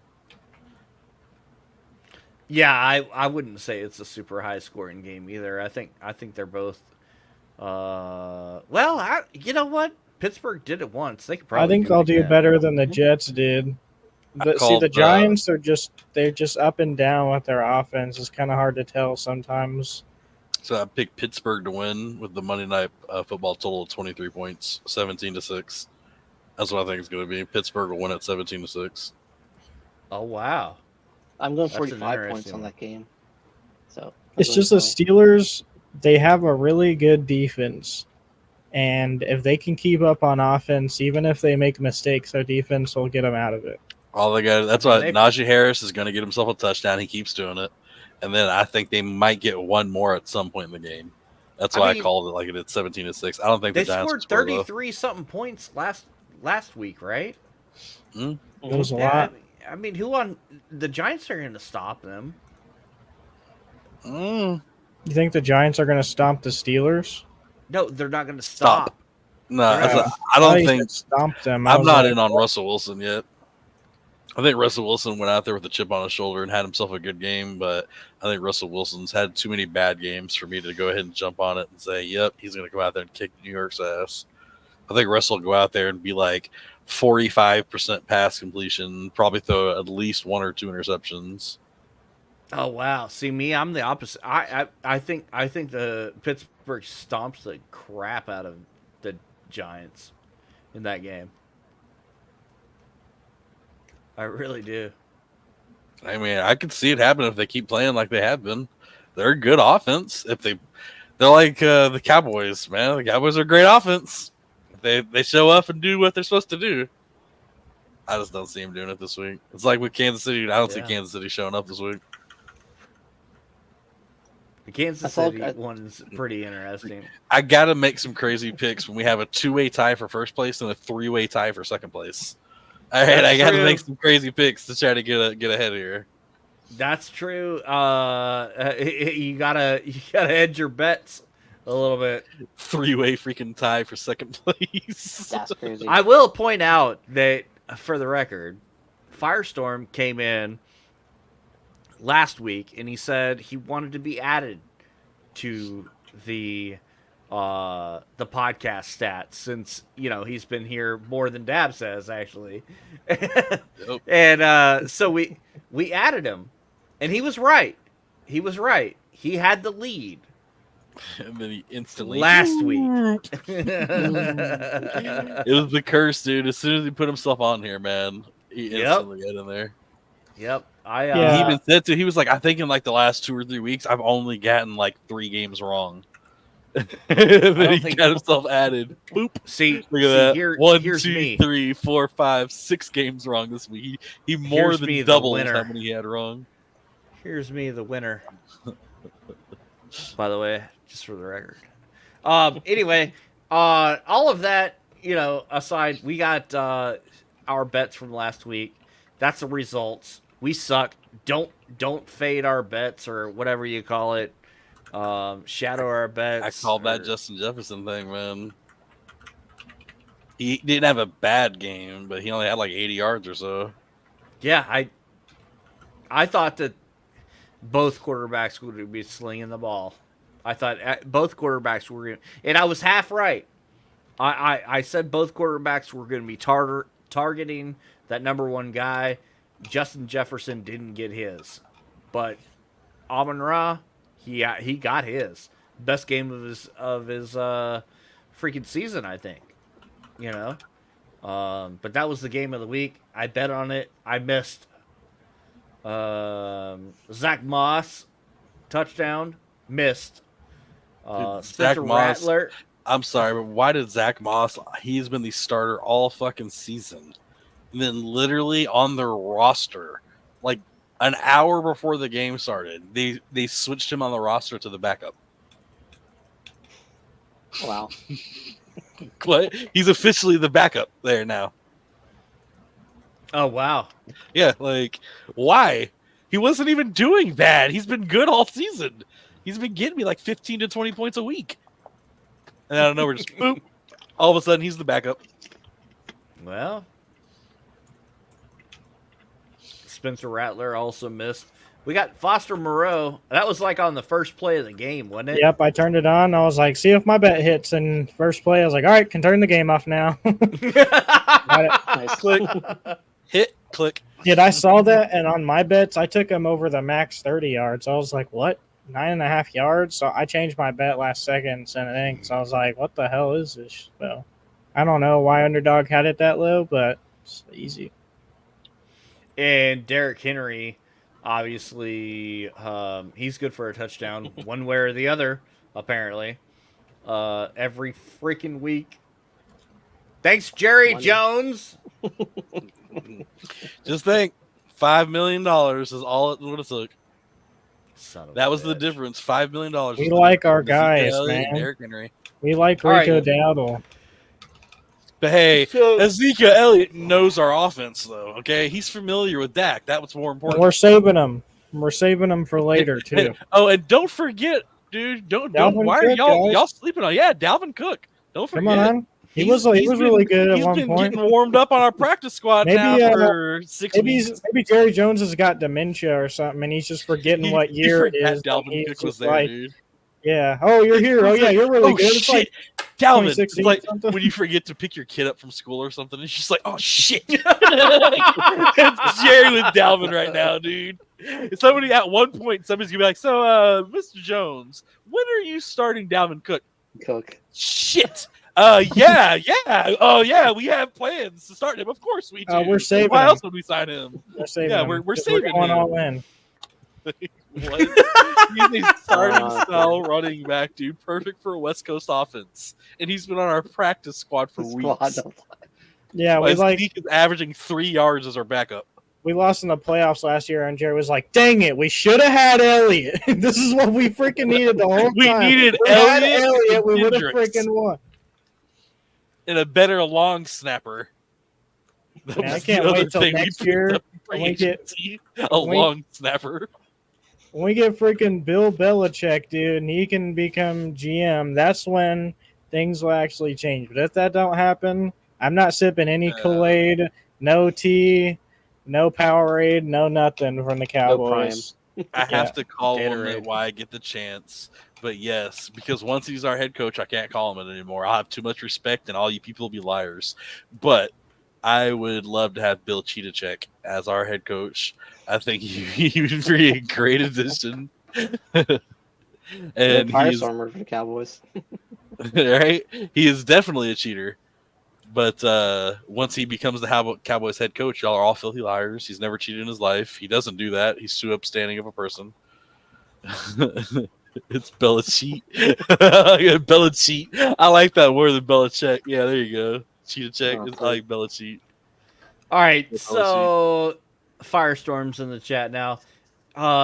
He's sticking with the Henry anytime TD for next week. Dabs is going with another anytime TD, and we got Gibbs, Jamar Gibbs. So those are those gentlemen's picks for our prime time parlay next week. Guys, or Ditchy and Janu, what do you got? Kyron Williams, TD. I knew you were going to pick that. I tried to talk before you so I could take it. No. Kyron Williams, TD. We're talking about Derrick Henry hitting every week. If we want to play like that, Kyron Williams hits a TD every single week. So if we're going to do TDs, I was like, you know what? I'll just go ahead and take it. Like I don't know if Wacko's going to do it or not. We kind of talked about it, about being able to play on word. I'm not. You're not. I'm doing it. I am going to take the chance on it, and I am going with the last week this man is starting. He is going to want to show up, and he is playing against a defense who isn't good against the rush. I'm going to pick Jordan Mason over on a rushing touchdown, anytime touchdown. Ooh. I think Jordan Mason, this is his last week of starter because next week's bye, and after bye week, CMC's back, and he's going to want to get a touchdown last week, whether it's catching, rushing, something. And the Dallas D is more than happy to let some running backs score some touchdowns. Go on right in. Yep. So, yeah, I think Jordan Mason is a pretty good lock this week. Well, you know what? I'm going to take that same game. But I'm going with my boy.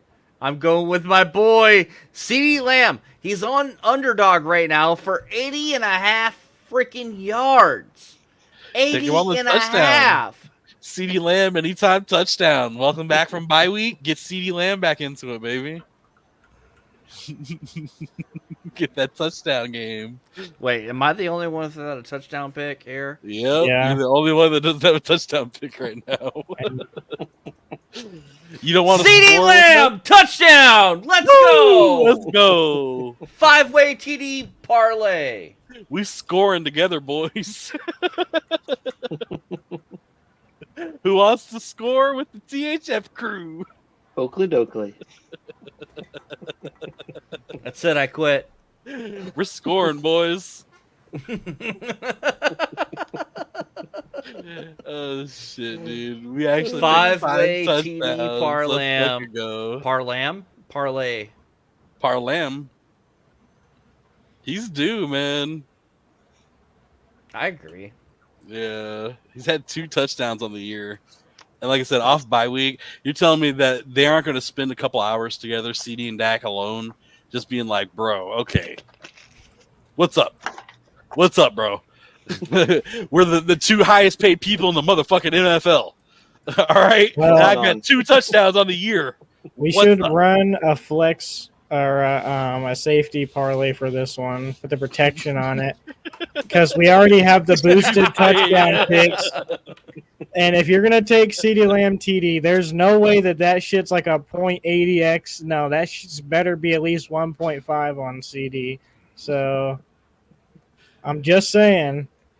Facts, fire. I'm down to do 2. I already have my second pick. It's locked and loaded and been ready all week. Y'all already know mine. I'm running it back if we're not doing the touchdowns. Brandon Aubrey, 1.5 over. I really was going to say, I was going to take CD at 80.5 receiving yards. I could honestly see him going over on either the touchdown or the yards. I think that San Francisco game is going to be weird. I think Dallas is that's gonna be a show me week for them. They're gonna have to show us that they're actually not a shell of the team last year. They had 2 weeks to prepare for this game. San Francisco is a shell of themselves from last year, even more hurt now with Ayuk gone. Yeah, and Ayuk out for the year. Kills not only my fantasy team but their team as well, especially with Debo struggling. I always call him Samuel. Debo. He's playing like Percy. He's going to start before CMC. He just got out of the hospital with pneumonia, right? So no, Percy, the guy who was the one that was shot in San Fran. Sticky Ricky. Remember that meme that got posted, dude? Ricky Parcell. Ricky Parcell got shot in the chest, and he ended up playing, starting in the NFL before CMC did the season. Yeah. We get shot. He's out here playing before CMC. My ankle. It hurts a little bit. Did I take a shot on Ricky this week in the chest? Dude, that was one of the funnier memes I've seen all week. Whenever that was just something I saw on the chat. Dude, no shit. Somebody said that. I was like, dude, I saw a meme about that the first week Ricky was getting a start. And somebody had a picture of it. It said starting this week. And right underneath was a comment that said, who else is taking a shot on him this week? Yeah. Like, dude. Oh, wow. That was so good. What else we talk about? I am actually to not because the Ricky is hilarious. So I'm actually excited about the CMC thing because with his news being so this is right and now this is left. It's spreading to his feet and his ankle and his hands and his eyeballs and his stomach and he's gonna miss like 10 weeks and blah blah blah. Apparently he is finally running and up to the point where he's about to start practicing again with the team. So he's running on hard ground, like full speed. He's padding up. He's doing his shit. He's not in practices yet, but he's to that point now. Yeah, where the team, the head coach is even telling the news and shit. Like he's getting to that point. And so yeah, with this week, we knew he wasn't going to play. So with him already with this week and bye week to be gone and still rest, and he's already at that point where he can kind of be full in sprints. I'm very hopeful that he will actually be back at full capacity after bye week. Like I feel like he could almost probably have come back this week, but the coaching staff is like, nah, bye week's next week. Let's not rush you. Guess we'll see. Last thing we have is two things really. We got the Monday Night Football squares. Last week we didn't have enough squares. That's mainly my fault. I didn't really stream a whole lot last week, but we do have several squares already taken for this week. But it's the Giants versus the Steelers. 100 Twitch bits per square, no limit. Could win up to 4,000 V-Bucks minimum. If the board gets 75% full or more, then we will do 8,000 V-Bucks for forward and backward scores during the game. First, second, third quarters, and final score. 100 V-Bucks or 100 bits per square. Big time winnings available for you guys on that one. And then also, we're working out the details, but we've talked about this a couple times of having a Thursday night football and Monday night football watch party in our doobie den. So stay tuned for that. Dabs and I are kind of trying to finalize some details on getting that going again for you guys.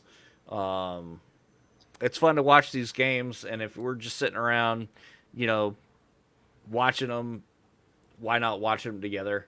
So we're gonna get that event started in the Discord here soon too, I think. And then other than that, gentlemen, what kind of extra point do you have to cap off the evening? I actually had for all the injuries that's been going on with Tampa Bay, I feel like a good extra point for anybody that's in fantasy football, somebody that every single person in the NFL should be looking at right now is Jalen McMillan. Everybody, if you don't know that name, don't be surprised. But everybody should know that name from this week on. With Mike Evans being gone for at least 4 weeks, with Godwin being gone for the season, he is now one of the hotter offenses in the NFL's number one wide receiver. And so everybody's going to know that name real quick. I think that dude's going to turn in. Yeah, I think that dude's going to turn into a 15 to 20 point a week player for at least 3 or 4 weeks. He said, "No way, hey, Brian, shut up." Okay, so the only reason I'm saying that with my final point is because on the waiver wire right now, I have the number 1 waiver pick for our fantasy football league. So this week, I get the very first pick. And with the very first pick, that's what I'm taking. So I don't care about talking about him. Now in other fantasy football leagues that y'all have, that he is going to be up for grabs. He said shit's like Firestorm. But yeah, that's why I was saying my extra point that a lot of people might not have even realized who that dude is. You might be just looking at these injuries and just think, man, dude, this sucks. Dude, that next guy up, they've lost their number 1 and number 2 for the next month at least. That's crazy. Yeah, I'm not going to talk about my waivers this week. I'm not talking about any other waivers. I've only done this once before, and it was because I know I have a specific, very specific 2 people I'm picking up, and I'm not saying shit because y'all motherfuckers are going to go down there. I got another person I'm picking up, and I'm swapping out of Dickens also. But yeah, like I said, when I have the number 1 overall pick for the waiver wire, I don't give a shit to say. It says right there, the Texas Bengals waiver pick number 1. Yeah, I'm okay with letting y'all know what that pick's gonna be. There's your guy. There's your guy. What about you, Q? My waiver wire is if your team's looking down, never back down, never give up. That's your extra point. The Nick A30. Never back down, never give up. I checked that trade, by the way, Firestorm, and laughed at it for a good 5 or 10 minutes, and then turned it down. The dude offered me 2 straight up for Justin Jefferson.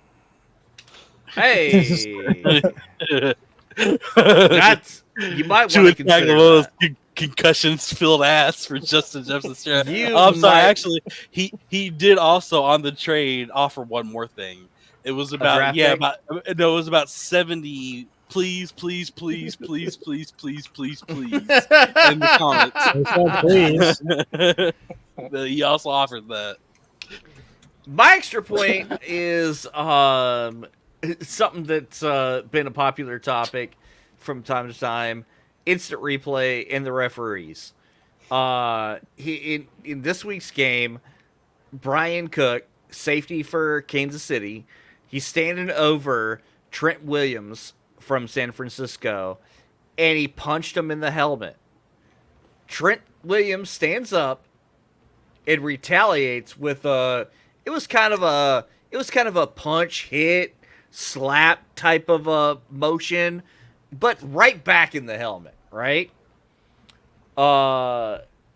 Williams gets ejected. Cook is good to go. And people want to immediately talk about, oh, well, Kansas City get all the calls, and I'm like, wait a minute, like, it's a well-known fact in the NFL that if you retaliate to somebody doing some dirty stuff, you hit somebody smacking you, hitting you, whatever, it's documented throughout time in the NFL that if you retaliate with a punch back, bro, you're getting in trouble. You know, like that's how it always goes in the NFL. Like two people stand up, one slaps one, the other one slaps the other one. The guy that did the second slap is always the one that gets caught. You know what I mean? think the biggest reason why people were pissed off about it, though, is the fact that he hit him with an open hand. It's not illegal. He can get penalized for it. You can get, like, after the game, fined money for it and shit. But an open hand hit on somebody is not an ejectable offense. But a closed hand punch, anytime you swing on somebody closed fisted, it's ejectable instantly.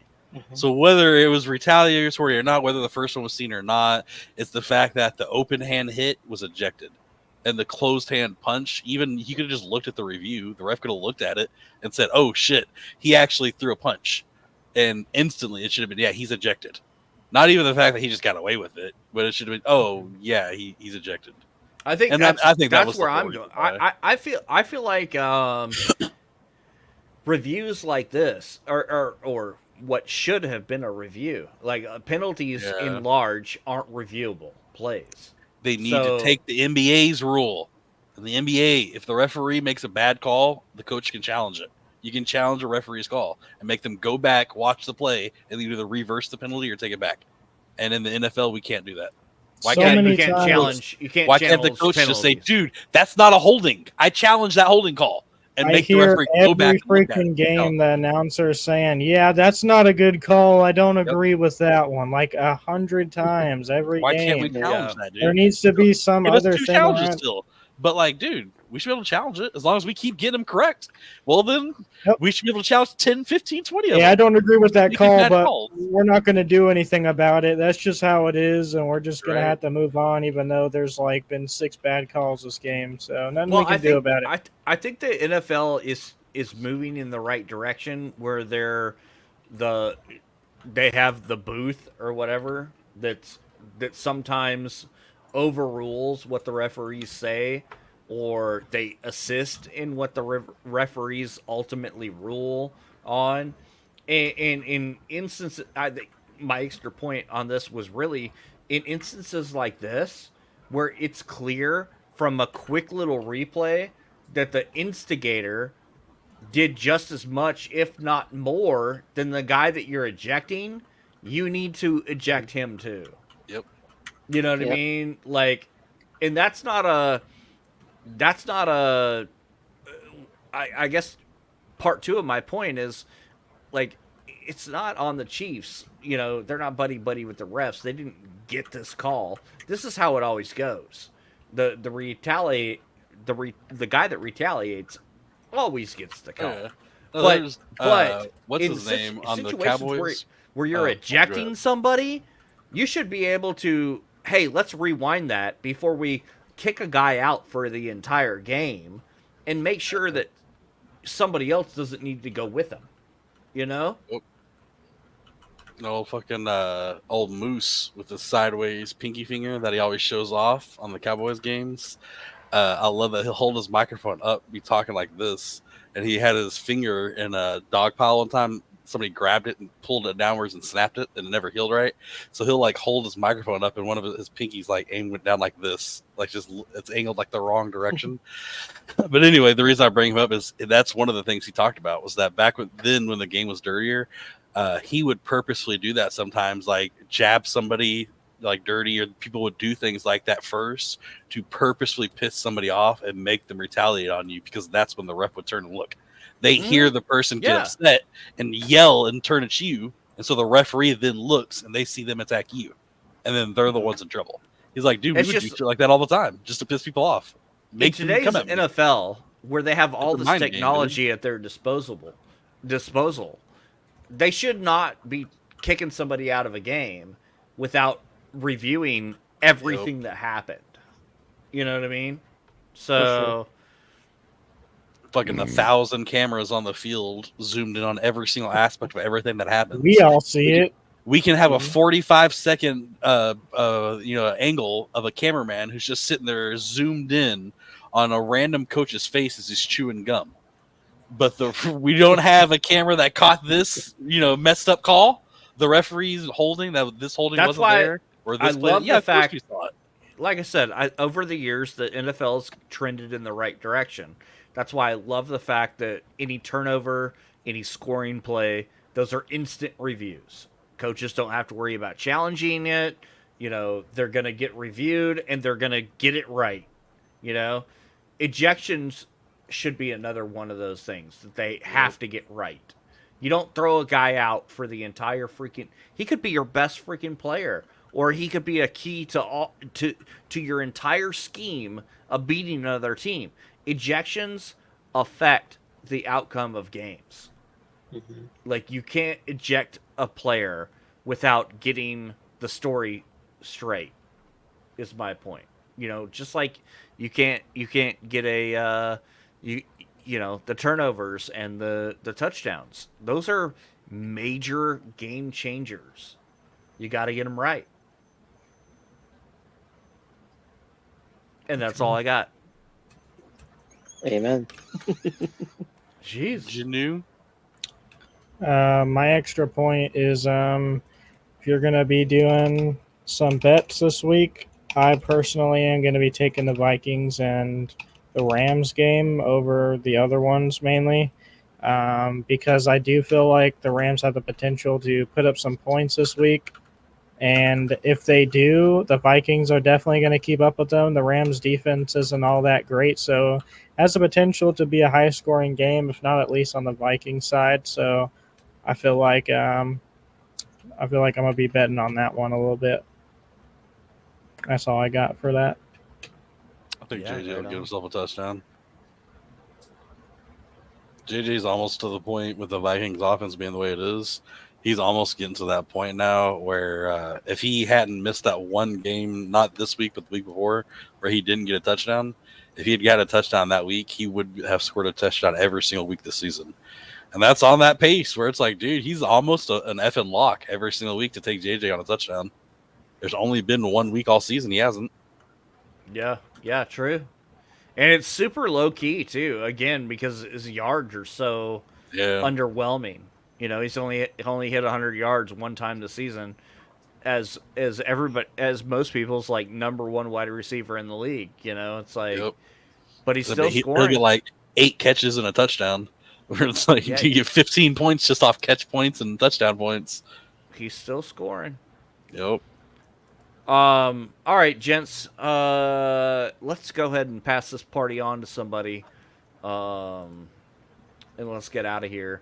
Ladies and gentlemen, thank you so much for hanging out with us for Week 7 NFL coverage here on the THF Extra Point, and we will absolutely see you again next week. Appreciate you, and